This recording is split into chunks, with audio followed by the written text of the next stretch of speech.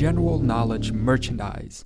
Now look, I know every YouTube channel tries to drop merch whenever they get a decent amount of subscribers. You obviously don't need to buy this, and I'm not asking you to, but I thought it would be cool to make some merch available in case anyone would be interested. I hired a professional artist and he made this awesome rendition of the channel's general icon.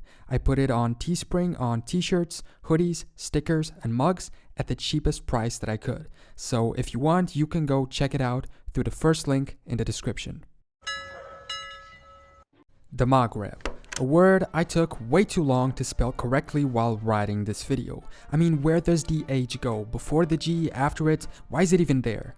Anyway, it's also known as Northwest Africa and a sub-region of the African continent. In it are included 5 countries and 1 region that claims, in part, independence: Morocco, Algeria, Tunisia, Libya, Mauritania, and Western Sahara, where the self-proclaimed Sahrawi Republic would exist. It also includes the 2 Spanish-ruled cities in Morocco, Ceuta and Melilla, although I doubt Spain would let these join a hypothetical union. The region has a size of just over 6 million square kilometers. This would make it the 7th largest country in the world, ahead of India and just behind Australia. The over 100 million people that live there are already united by the Arab Maghreb Union, a trade agreement created in 1989 aiming for economic unity among countries of the region.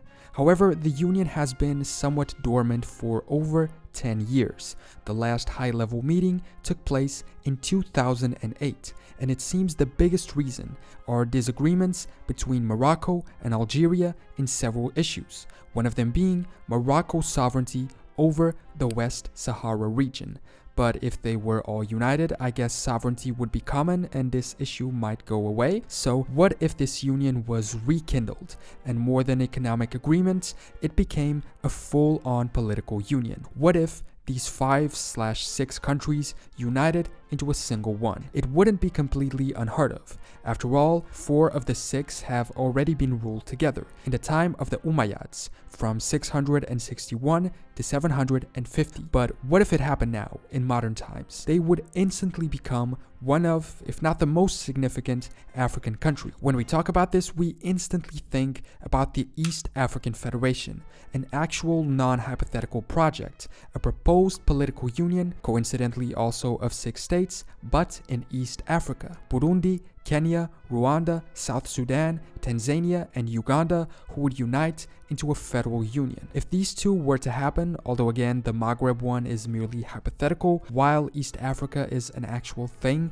that seems to be happening, they would be competing as the 2 new African superpowers. But there's a lot of videos that already talk about the East African Federation. You've probably seen them, so let's focus on Maghreb here. Here's why this could work. The Maghreb is primarily inhabited by peoples of Berber ancestral origin and people of Arabic descent, and according to the information I could find, these make up the majority of the population in all these countries. There are also other large groups common throughout them, like those of European descent, considering the presence that Portugal, Spain, Italy, and especially France had in the region, or people with Turkish ancestry. Apparently during Ottoman times, many migrated to the region, and some Turkish communities exist there, particularly in Libya, Tunisia, and Algeria. Plus, having 100 million people as a population, it would be a significant country in the world. They would become the 4th most populous in Africa, behind Egypt at 102, Ethiopia at 114, and this one at 200 million, and the 15th most populous worldwide, also just behind Egypt. Am I the only one shocked at these numbers, by the way? 114 million in Ethiopia? That's a lot. And having 100 million, they would account for around 1% of the world's population. That's a lot of taxes to be collected, but also a lot of people to support. The Maghreb people also apparently share many cultural traditions, although there are a lot of differences. But when we think about it, that's also the case in any other country. When you look at the culture that Texas has and the culture of California, they are incredibly different. A specific one is a culinary one, defined as Western Arab, where bread and couscous are the staple foods, as opposed to Eastern Arab, where bread or white rice replaced them. I couldn't find much about the culture, so if you know any other common aspects or differences, please let me know in the comments below. But would these people get along? And could they even interact through language? Here are the predominant languages in each of the countries. 91% of the people in Morocco speak Moroccan Arabic, 26% speak Amazigh languages from Berber origin. In addition, 33% speak French and 21% Spanish. Algeria has a similar situation. 72% speak Algerian Arabic and 27.4% Berber. And French, while not official, is widely used by government, schools, and media. In Tunisia, from what I found, 98% speak Arabic, 1% Berber, also widely using French. Libya has the same situation, adding Italian to the mix. Mauritania uses modern Arabic, some Berber dialects, and also French. And so the languages they use, even in their differences, are common and therefore a unifying factor. Another common aspect they share is religion. The area began as being Catholic, especially due to Roman settlers, but eventually in 647, Islam arrived, and as the Arab rulers conquered, they converted the Maghreb to their faith. By the 9th century, Muslims had become the majority, and by the 12th, most Christians had left the region, moving to Europe. However, while the vast majority today is Muslim, a common trait they all share, some Christians remain. Both Roman or Protestant, they are still in significant numbers, and actually surprisingly growing. Algeria has between 100,000 and 300,000, Mauritania has 6,500, Morocco has around 380,000, Libya has 170,000, and Tunisia has just over 100,000. So even in their minorities, they are united. Next, what would their flag look like? These are the flags that the countries use today: Algeria, Mauritania, Morocco, Tunisia, Libya, and the self-proclaimed Sahrawi Republic. 5 of them share the common symbols of the star and crescent, a Muslim symbol.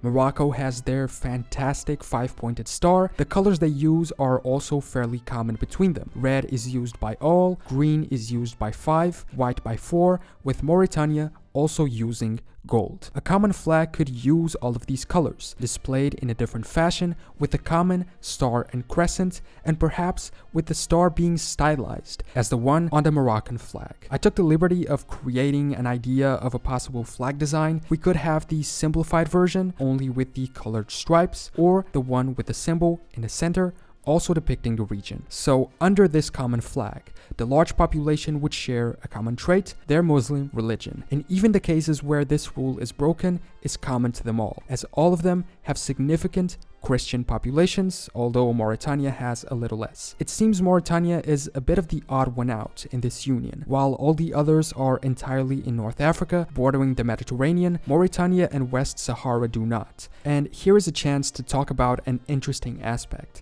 the geography of the area. The Maghreb is divided into 2 climates, the north and the south. The north has a Mediterranean climate, while the south has an arid desert, the Sahara. Now, this map doesn't have great resolution, but I couldn't find a better one. In it, we can see the ecoregions of the world, and especially of the Maghreb. An ecoregion is an area of land or water characterized by its natural aspects: weather, climate, nature, etc. And within the Maghreb area, we can notice a vast number of them. Most of Morocco, coastal Algeria and Tunisia, and a bit of Libya are in an ecoregion of Mediterranean forests, woodlands, and scrub. I don't know what that means. While Mauritania, most of West Sahara, Libya, and parts of Algeria and Tunisia are characterized as deserts. When we compare this to the East African Federation, the East Africans have better results because they all share somewhat of the same ecoregion, a tropical grassland and savanna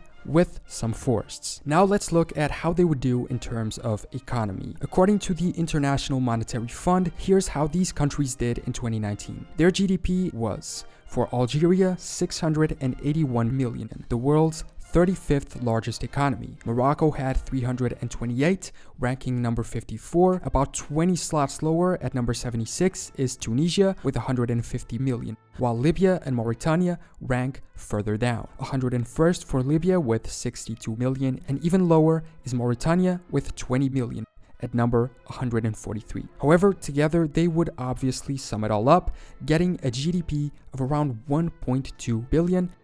This would make this new country the world's 24th largest economy, just behind Poland and ahead of Pakistan. When it comes to GDP per capita, and by the way, these numbers are all at purchasing power parity, which allows comparing incomes of countries with different currencies based on the items they are able to purchase with that amount. And the GDP per capita is the GDP divided by the number of people. Algeria ranks 85th worldwide with 16,000 a year. Tunisia makes the top 100 at number 99 with 13,000. Morocco at 112 with 9,600. Libya is just behind at 114 with 9,400. Mauritania does considerably worse at 5,100, only ranking 138th worldwide. Here we get a value for West Sahara at 2,500, but it's from 2007 and only an estimate, so we can't draw much from it. However, we can conclude that if they were to become a single country, these federal states would diverge a lot in economical terms, and the quality of life of the people in some of them might be better than others. Although to be quite fair, this is something that happens in any country.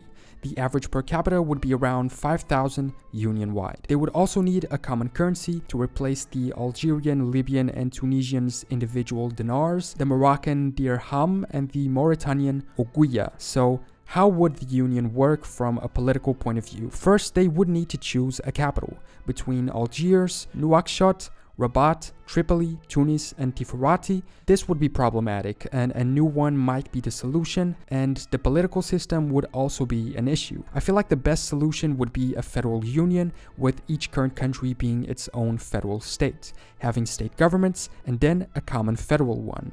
But each country has many differences in their regimes. Morocco is a constitutional monarchy, Tunisia is semi-presidential, Libya is an administrative mess, still having a provisional government, Mauritania and Algeria are also semi-presidential republics.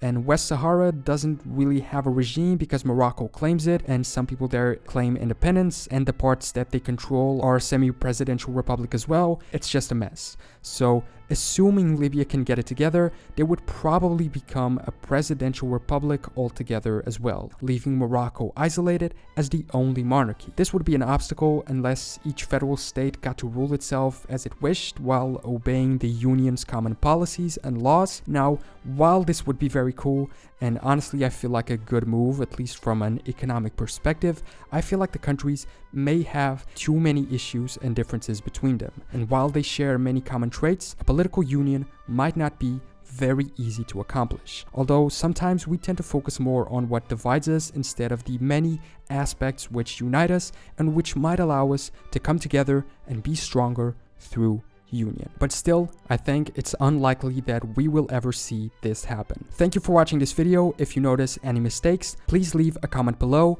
letting me know and tell me whether or not you think this would be a good idea or why not, and if it has any chance of ever happening. And also other regions in the world in which this could happen. Subscribe if you want to catch future videos, and I will see you next time for more general knowledge.